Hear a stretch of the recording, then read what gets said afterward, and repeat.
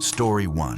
Whispers Beyond the Pines. It was supposed to be a solo retreat, a detox from life, social media, and people. Evan Michaels, 32, burned-out software engineer, parked his SUV at the base of Whitetail National Forest with only a pack, a tent, his GPS, and a camcorder he hadn't used since college. He gave himself 7 days to disappear into the pines and find some kind of peace. Day 1 was easy. The trail was clearly marked. The air was crisp, and the solitude felt like a balm. Evan filmed everything. The birdsong, his fire crackling, his face smiling, lit by golden afternoon light. On the second day, he took a detour. Not a big one, just a smaller trail that wasn't on all trails. But he downloaded topographic maps, had a backup compass, and figured, why not? He hiked for hours. The forest thickened, became quieter. Then the trail just ended. No signs, no clearing, just undergrowth and towering pines that looked like they hadn't been touched in years. Guess I'll backtrack, he muttered into the camcorder,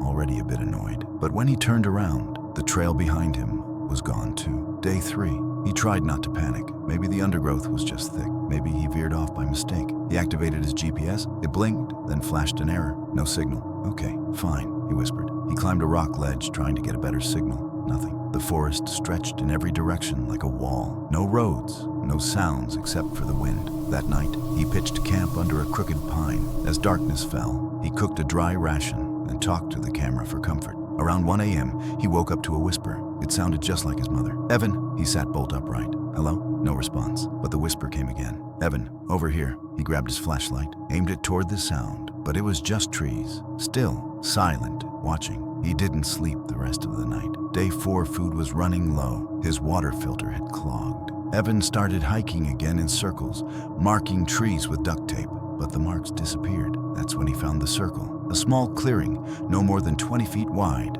dead silent. In the center, someone, or something, had arranged a ring of stones, waist high. Inside the ring was a pile of bones, clean, polished, tiny, like a child's hand. He dropped his camera, picked up one of the stones, and saw it had something carved on it. A face, not human, no mouth, no eyes, just impressions. Watching him, he ran. Day 5.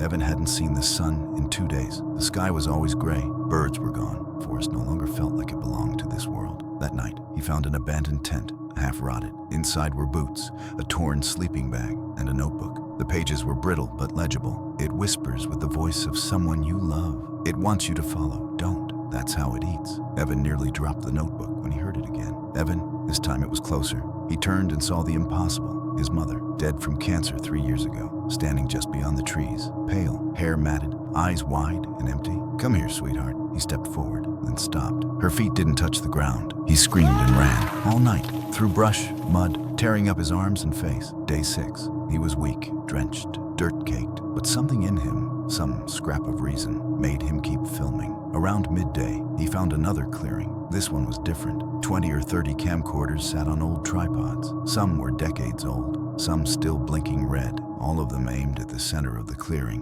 where a mound of bones, boots, and shredded packs lay piled high. He picked up one of the tapes, hit play. It was a man shaking, whispering, "If you find this, don't listen to the voices. Don't go where they call. Oh, don't." The screen cut out in static. Suddenly, his own voice played back from the trees. "Evan, help me. Please, I'm lost." His head snapped around. It wasn't the camcorder. It was coming from the woods. His voice, identical, but more desperate. And then he saw it. A shadow, tall, thin, moving between trees. But it wasn't walking. It glided. It had no face, no color, just the outline of a man made from smoke. The camcorders all turned on their own to face Evan. Final entry. Evan's last video shows him sitting in front of the mound, wild-eyed, mumbling. "There's no way out. The forest wants me. I think I'm already dead." He stares at the lens. "If you hear your voice, don't follow it. If you see someone you love, run the other way. And if you find this camcorder..." He stops, looks behind the camera. His eyes go wide. The screen shakes. A loud whisper, and the recording ends.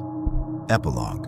6 months later, a hiker found Evan's SUV at the base of Whitetail National Forest. A ranger was dispatched. He never returned. The forest is now closed due to extreme weather damage, but locals whisper that on quiet nights, if you walk too close to the trees, you might hear a voice that sounds like someone you lost, calling your name. Story 2.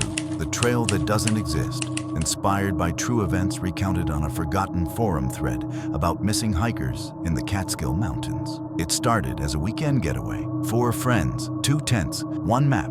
Jason, Lila, Marcus, and Claire, all 25, recent college grads, wanted to take one last real camping trip before adulthood swallowed them whole. Jason had found an old trail on a scanned 1980s topographic map called Dry Creek Pass. None of the GPS apps had it. Google Maps showed only forest. That's the fun of it, he said. It's not even listed anymore. They weren't stupid. They packed food, flares, emergency radios, and extra batteries.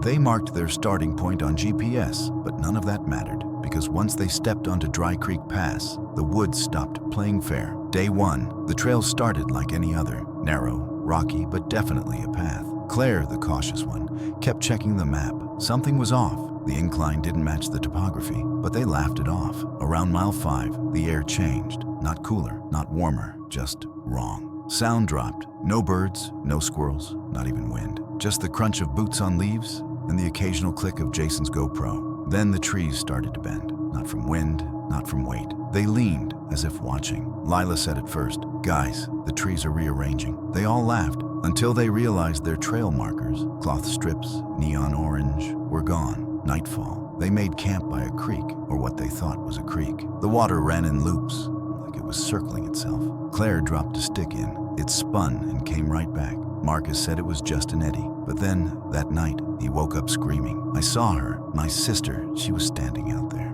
His sister had died in a car crash 2 years ago. They chalked it up to grief, maybe a vivid dream. But then Lila spoke. I heard my grandfather. He said, "Don't trust the trees," over and over. They all agreed to hike back in the morning. Day 2, they walked for 9 hours. Every path looped, trees repeated. Claire carved an X into one with a knife. They found the same X 20 minutes later from a different direction. They didn't talk much that day. They were hungry, exhausted. The compasses spun. Jason's GPS glitched and reset. That night, they didn't make a fire. They were too scared of drawing attention. Somewhere past midnight, Jason recorded something strange on his GoPro. The footage shows a black figure pacing just outside their tent circle. It had arms, legs, but no face. The next morning, Jason was missing. Day 3, they found him 2 hours later, slumped against a tree, barefoot and shivering. His eyes were open but unfocused. It's not a trail, he whispered. It's a vein. It feeds the woods. They carried him as far as they could, but he kept mumbling nonsense. Time isn't right here. I've been gone days. Days. At some point, Jason started bleeding from his ears. His skin was cold, but he was sweating. He begged them to leave him behind. They refused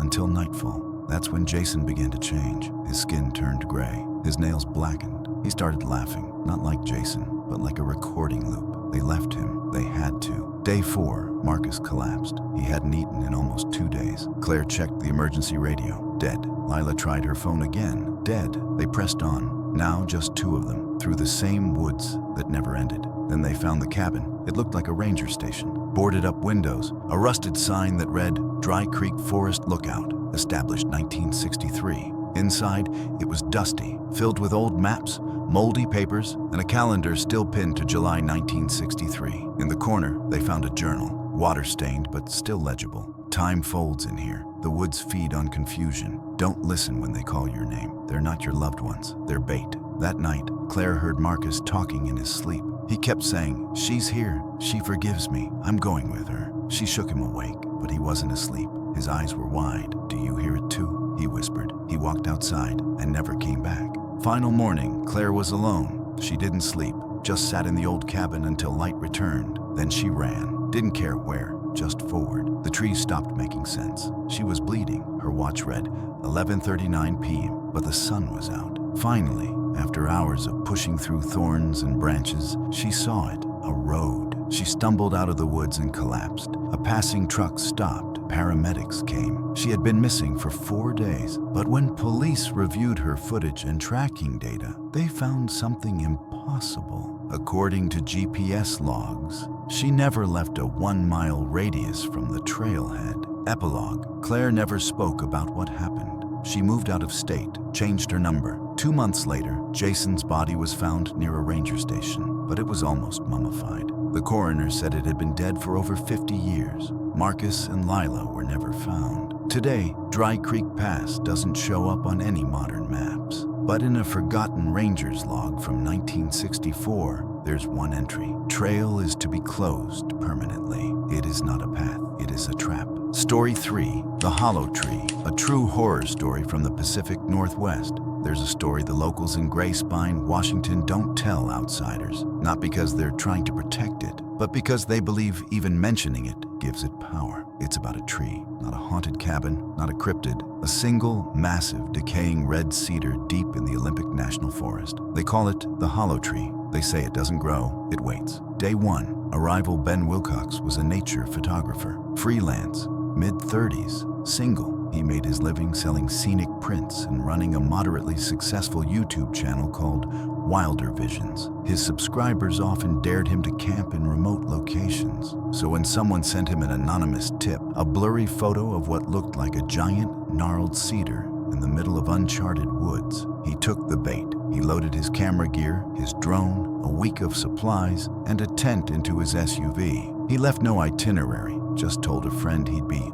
off-grid for a few days. He parked near the Deer Hollow trailhead and began hiking west toward the coordinates given in the email. He should have stopped when the trail signs ended. But by then, the forest had already swallowed the sound of his footsteps. Day 2, the tree. By noon the next day, Ben found it. At first, it looked like a shadow through the fog, but then the shape became clearer. The tree was massive, easily 200 feet tall, hollow at the base, just like the photo. The bark was grayish-black, with deep grooves like claw marks. No leaves, no birds. It radiated stillness. Ben circled it with his camera, filming, fascinated. That's when he noticed the bones, half buried around the base. Not just animals, human-sized, long-rotted. One still had a boot on it. Ben backed away, breathing hard. Then he saw something inside the hollow. Not a creature, not a person. A mirror, framed in rot, cracked, foggy but clearly there, deep inside the hollow. And somehow, it reflected his back even though he was facing it. Ben blinked. The mirror was gone. Day 3, the first nightmares. He made camp a mile away from the tree, but sleep didn't come, not really. Instead, he dreamed of standing inside the hollow tree, staring at that mirror, and behind him, something crawling through the reflection. It looked like him, but wrong, like someone wearing his skin too loosely. He woke up gasping. His camera, set to record the night sky, had stopped recording at exactly 3:03 a.m. Footprints, his own, circled the tent, but he hadn't left it. Day 4, something follows. He packed up and tried to leave, but the forest wasn't the same. The trail was gone. The moss grew in unnatural patterns, spelling arcs and curves he swore looked like runes.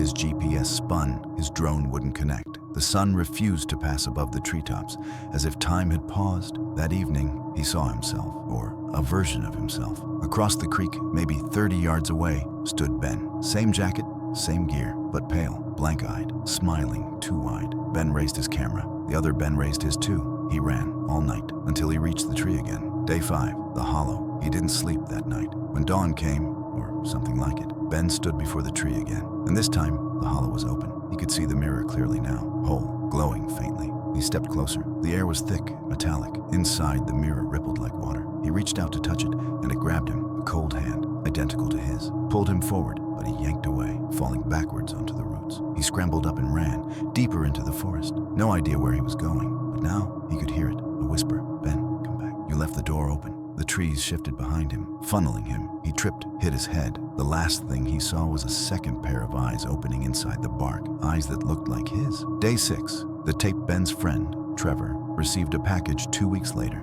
No return address. Inside, a flash drive. On it, a single video. It showed Ben in the forest, dirty, bleeding, speaking directly to the camera. If you find this, listen carefully. The hollow tree isn't a place, it's a mouth. It eats your reflection. It replaces you. It becomes you. He looks off camera, terrified. It can wear my voice now. It knows where you are. He lunges toward the camera. Static, then silence. Epilogue. Ben was never found. Rangers searched the area. No signs, no gear, no tree. Locals say the hollow tree only shows itself to those who are already lost inside. To this day, hikers in Olympic National Forest report strange dreams, vanishing trails, and mirrored shadows that linger too long. If you ever find a tree that hums when the wind is still, if you ever see a mirror